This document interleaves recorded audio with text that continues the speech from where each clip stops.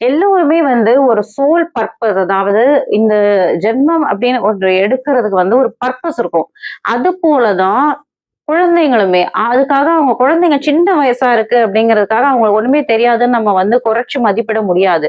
இப்போ 10 வயசு குழந்தைங்களுமே நெறைய புக்ஸ் படிக்கிறவங்கலாம் இருக்காங்க. நெறைய ஞானமுள்ள குழந்தைங்கலாம் இருக்காங்க.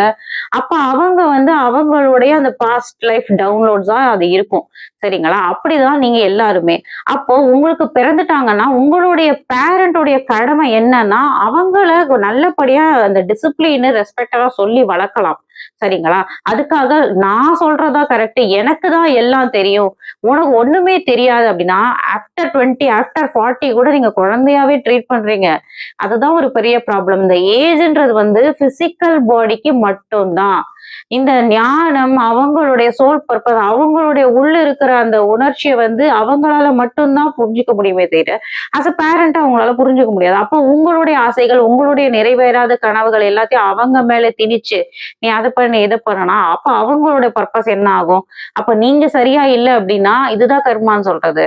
நீங்க சரியா இல்லாம, அவங்களுக்கும் சரியா இருக்கிறவங்கள வந்து தப்பா கைட் பண்றீங்க. என்னோட கண்ட்ரோல் பண்ண அவங்களுக்கு சரியான வழி என்னன்னு தெரிஞ்சிருக்கலாம். இப்ப படிப்பு அவங்களுக்கு குடுத்துருக்கலாம். பட் நீங்க வந்து அந்த ஒரு அந்த ஆன்மீக ஸ்பேஸ் அண்ட் டைம் தான் நீங்க வந்து குடுக்கணும் அவங்களுக்கு.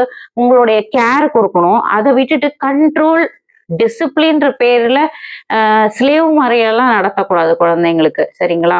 இதுதான் நான் வந்து உங்களுக்கு பர்ட்டிகுலரா எல்லா பேரண்ட்ஸ் கிட்டயும் நான் கேட்டுக்கிறதுன்னா, உங்களுடைய இன்செக்யூரிட்டீஸ், ஃபியர்ஸ் எல்லாம் வந்து அவங்க மேல திணிச்சு, அவங்களோட செயல அவங்க செய்ய விடாம, உங்களுடைய பாதைக்கு இழுத்தீங்கன்னா, அ அது அவங்களுக்கு வந்து ஏதோ ஒரு ட்ராப்புக்குள்ள இருக்கிற மாரி தான் அந்த குழந்தைங்க ஃபீல் பண்ணுவாங்களே தவிர, ஒரு பேரண்ட்டா நீங்க அத செய்யறது வந்து நல்லது இல்ல. உங்களுடைய சோல் பர்ப்பஸ் என்ன? உங்களுடைய இந்த பிறவியில நீங்க என்னென்ன கற்றுக்கொள்ள வேண்டும்? அப்படிங்கிறத நீங்க கான்சன்ட்ரேட் பண்ணுமே தவிர, என் கண்ட்ரோலுக்கு எல்லாரும் நிக்கணும்.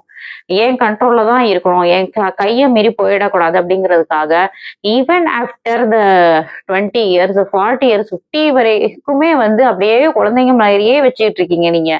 இது எந்த விதத்துல வந்த நியாயம்? அதனால age is only for the physical body.